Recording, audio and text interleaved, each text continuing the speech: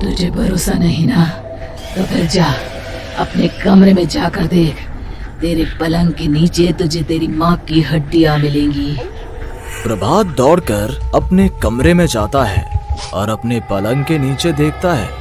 वहां पर सचमुच एक कंकाल पड़ा हुआ था और उसके शरीर पर जो कपड़े थे वो प्रभात की माँ के थे। क्या बात है, आज तो आप सुबह से ही बहुत बिजी हैं। ऐसा क्या लिख रहे हैं? बस एक फैमिली की कहानी लिख रहा था। जैसे हमारी फैमिली है ना, तुम, माँ और मैं, लेकिन थोड़े अलग तरीके से, क्योंकि ये कहानी हॉरर है और इसमें जो आदमी है ना, मैंने उसकी बीवी को मार दिया है। मतलब कहानी में ऐसा लिखा है। और जानती हो, उसके बाद जो बीवी है ना, वो एक बुरी आत्मा बन जाती है। क्या बेटा, इस तरह की डरावनी कहानियां क्यों लिखता है तू? जानता है ना, हम जो सोचते हैं, जो लिखते हैं, हमारा दिमाग पूरा दिन वैसा ही होता रहता है। माँ, परेशान होने वाली क्या बात है? राइटर हूँ मैं, मेरा तो काम है कहानियां लिखना। और वैसे भी ये सिर्फ एक कहानी है माँ, कोई सच नहीं है। उसके बाद कुछ दिन बीत जाते हैं। एक रात प्रभात को अपने ऑफिस से लौटने में देरी हो जाती है। रात के लगभग 12 बजे हुए थे। प्रभात जैसे ही अपने घर पहुंचता है, उसने देखा कि उसकी पत्नी दुर्गा डाइनिंग टेबल पर उसका इंतजार कर रही है। आ गए आप? कब से आपका इंतजार कर रही थी। देखिए ना, खाना भी ठंडा हो गया है। अरे दुर्गा, आज तुमने अपने इतने लंबे लंबे बालों को खोलकर क्यों रखा है? तुम तो हमेशा अपने बाल बांध कर रखती हो। वो क्या है ना प्रभात, जब इंसान अपनी जिंदगी से मुक्त हो जाता है ना, तो उसे दूसरे सारे बंधन खोल देने चाहिए। इसलिए मैंने अपने बालों के बंधन भी खोल दिए। ये तुम किस तरह की बातें कर रही हो? तुम ठीक तो हो? मैं बिल्कुल ठीक हूँ प्रभात। अच्छा चलो खाना खाओ। वो क्या है ना दुर्गा, मुझे भूख नहीं है। ऑफिस में कुछ खा लिया था। कोई बात नहीं, मैं तुम्हारे लिए एप्पल काट देती हूँ, एप्पल खा लो। नहीं दुर्गा, मुझे नहीं खाना है, मेरा मन नहीं है यार। तभी अचानक से दुर्गा अपने हाथ में एक बड़ा सा चाकू लेकर प्रभात पर हमला कर देती है। प्रभात अपने आप को बचाने की कोशिश करता है। आज मैं तुझे नहीं छोड़ूंगी, तुझे अपने साथ लेकर जाऊंगी अपनी दुनिया में। ये क्या बोल रही हो तुम? तुम्हारा दिमाग खराब हो गया है। आखिर तुम हो कौन? दुर्गा अपनी गर्दन टेढ़ी करते हुए बोलती है। मैं दुर्गा हूँ, तुम्हारी पत्नी। ध्यान से देखो मेरी आंखों में। प्रभात बुरी तरह से डर जाता है और घबराहट में वो चाकू अपनी पत्नी के पेट में मार देता है। उसकी पत्नी की वहीं के वहीं मौत हो जाती है और उसकी चीख की आवाज सुनकर उर्मिला दौड़ते हुए बाहर आती है। ये तूने क्या किया प्रभात? तुमने अपनी पत्नी का खून कर दिया। लेकिन तू तो उसे बहुत प्यार करता था बेटा। तूने बहू को क्यों मार डाला? माँ, ये आपकी बहू नहीं थी, इसके अंदर कोई बुरी आत्मा घुसाई थी। मैं नहीं जानता ये सब कैसे हो गया, लेकिन वो मुझ पर हमला कर रही थी, मुझे मारने की कोशिश कर रही थी। माँ, मैंने कुछ नहीं किया। ये तूने क्या कर दिया बेटा? दुर्गा ने मुझे कहा था कि वो तेरी कहानी के उस कैरेक्टर की तरह एक्टिंग करके तुझे डराने की कोशिश करेगी। अरे वो तो तेरे साथ मजाक कर रही थी। हे भगवान, ये क्या हो गया? इसका मतलब दुर्गा। लेकिन माँ, मैंने जो कहानी लिखी थी उसमें भी ऐसा ही हुआ था। उस औरत ने अपने पति के साथ मजाक किया और गलती से उसके पति ने उसके पेट में चाकू मार दिया। मेरी कहानी सच कैसे हो सकती है? माँ, मुझे बहुत डर लग रहा है। अब ये सोच, दुर्गा की लाश का क्या करें हम? अगर गलती से भी ये बात बाहर फैल गई ना, तो तुझे पूरी जिंदगी जेल की सलाखों के पीछे रहना पड़ेगा। एक काम करते हैं माँ, हम घर के पीछे वाले बगीचे में उसकी लाश को दबा देते हैं। अगर कोई पूछेगा तो कह देंगे कि उर्मिला अपने मायके गई और फिर एक दिन हम भी अचानक यहाँ से कहीं दूर चले जाएंगे। कोई नहीं आएगा हमें पूछने, कोई नहीं आएगा माँ, बाद में जो होगा हम देख लेंगे। प्रभात अपनी माँ उर्मिला की मदद से दुर्गा की लाश को अपने घर के बगीचे में गाड़ देता है। कुछ दिन तो ऐसे ही बीत जाते हैं, लेकिन एक दिन अचानक रसोई से आ रही कुछ आवाजें सुनकर प्रभात की नींद खुलती है। प्रभात ने देखा कि वहां पर एक लंबे बालों वाली औरत दूसरी तरफ चेहरा करके खड़ी हुई थी। कौन है? कौन है वहां पर? अरे कौन हो तुम? मैं दुर्गा हूँ प्रभात। क्या हुआ? मुझसे इस तरह के सवाल क्यों कर रहे हो तुम?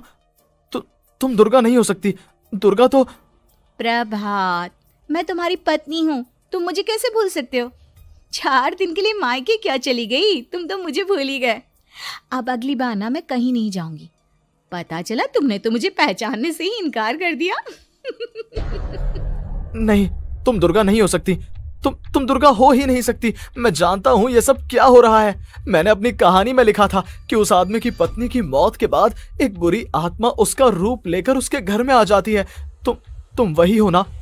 और अचानक से खूबसूरत दुर्गा का चेहरा काला पड़ जाता है।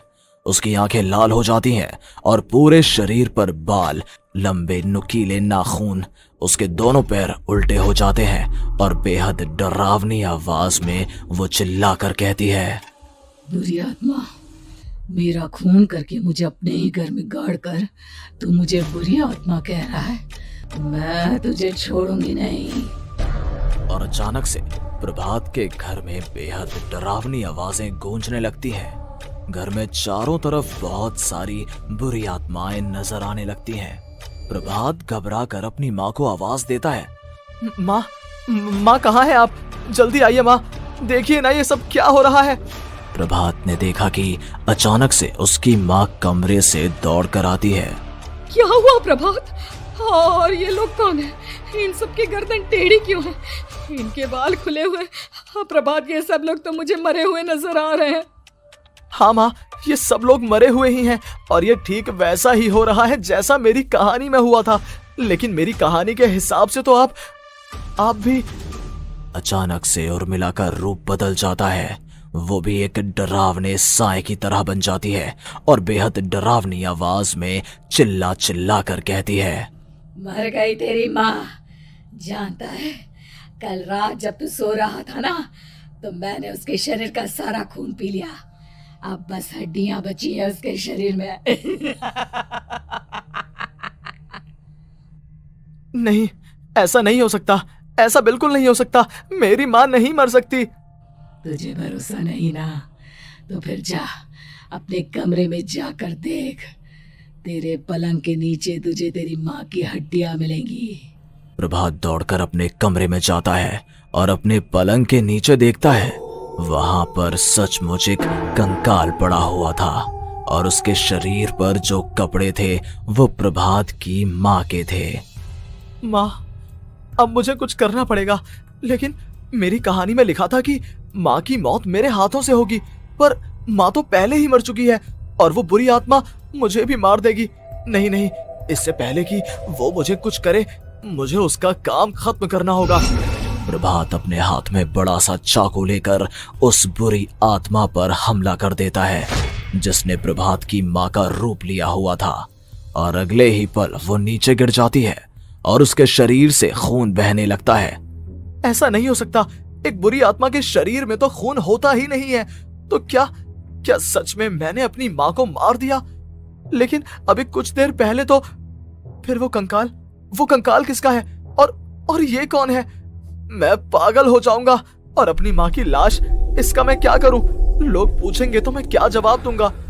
तभी वहां पर दुर्गा का रूप लेकर जो आत्मा थी उसने प्रभात से कहा, गाड़ दे अपनी माँ को ले जाकर उसी जगह जहाँ तूने मेरा खून करके मुझे गाड़ दिया था। जा, चला जा। घबराया हुआ प्रभात पागलों की तरह अपनी माँ की लाश को लेकर बगीचे में गाड़ देता है। प्रभात की हालत पागलों जैसी हो जाती है। वो अपने आप को अपने घर में बंद कर लेता है। कहानी के हिसाब से तो आगे ये हुआ था कि कहानी लिखने वाले ने उन बुरी आत्माओं से डरकर आत्महत्या कर ली थी। तो क्या मैं भी मर जाऊंगा? क्या मैं भी आत्महत्या कर लूंगा? एक काम करता हूँ, मैं अपनी कहानी का अंत बदल देता हूँ। हाँ, ये मैंने पहले क्यों नहीं सोचा। मैं लिख दूंगा कि कहानी को लिखने वाला आत्महत्या नहीं करता, बल्कि कहीं दूर जाकर नए सिरे से अपनी जिंदगी शुरू करता है। यही सोचकर प्रभात ने अपनी लिखी हुई कहानी को बाहर निकाला और उसे पढ़ना शुरू किया। ये देखकर वो हैरान रह गया कि कहानी का क्लाइमैक्स तो किसी ने पहले ही बदल दिया था। ये क्या? इसमें तो लिखा हुआ है कि आखिर में उस लेखक की पत्नी और माँ दोनों बगीचे में जिंदा दफन थे। बुरी आत्माओं ने उनको कैद करके रखा था और वो लेखक अपनी माँ और पत्नी दोनों को जिंदा बाहर निकाल लेता है। लेकिन ये सब लिख किसने दिया? प्रभात दौड़कर बगीचे में जाता है और वहां पर खुदाई करना शुरू कर देता है। प्रभात देखता है कि वहां पर लकड़ी के 2 बड़े संदूक हैं और उनके अंदर से आवाजें आ रही हैं। प्रभात, प्रभात बचा लो मुझे, अगर थोड़ी देर और हो गई तो वो मुझे छोड़ेगी नहीं। बेटा देखो, मैं इस बक्से के अंदर बंद हूँ, प्लीज मुझे बाहर निकालो, वो बुरी आत्मा किसी भी वक्त मुझे मार डालेगी। प्रभात वो दोनों बक्से बाहर निकालता है और अपनी पत्नी और माँ दोनों को आजाद करवा लेता है। लेकिन तभी वहां पर अचानक से एक बेहद डरावनी और खौफनाक दिखने वाली औरत आ जाती है। तुझे क्या लगा था इतनी आसानी से अपनी पत्नी और माँ को बचा लेगा? बस 5 मिनट और उसके बाद अमावस का चांद आसमान में आने ही वाला है। लेकिन तूने इन दोनों को बाहर निकाल लिया, अब तुझे मरना होगा। नहीं, मैं जानता हूँ मैं नहीं मरूंगा, और अब आगे क्या करना है ये भी मुझे पता है। प्रभात, ये बहुत खतरनाक है, हमें मार डालेगी। प्रभात, चलो यहाँ से। नहीं दुर्गा, अब मुझे अच्छी तरह से पता चल चुका है कि इस बुरी आत्मा से हम कैसे पीछा छुड़वा सकते हैं। और इतना कहकर प्रभात अपने हाथ में पकड़ी हुई सिंदूर की थैली उस बुरी आत्मा के ऊपर उछाल देता है। कुछ ही देर में वो जमीन पर गिरकर राख में बदल जाती है। ये सब क्या हो रहा था बेटा? ये सब तुम्हारी लिखी हुई इस कहानी की वजह से हुआ है ना? नहीं माँ, पहले मुझे भी ऐसा ही लगा, लेकिन बाद में पता चला कि बरसों पहले हमारे इस बगीचे की जमीन के अंदर किसी को जिंदा गाड़ दिया गया था और बस उसी औरत की आत्मा हमें परेशान कर रही थी। उसी ने मेरे शब्दों में जान डालकर उस कहानी को जिंदा कर दिया था। मुझे माफ कर दो प्रभात, मैंने आपकी कहानी के साथ छेड़छाड़ की थी और उसे बदल दिया था। माफी मांगने की जरूरत नहीं है दुर्गा, तुम्हारे उस बदलाव की वजह से ही आज हम सब जिंदा हैं, क्योंकि आखिर में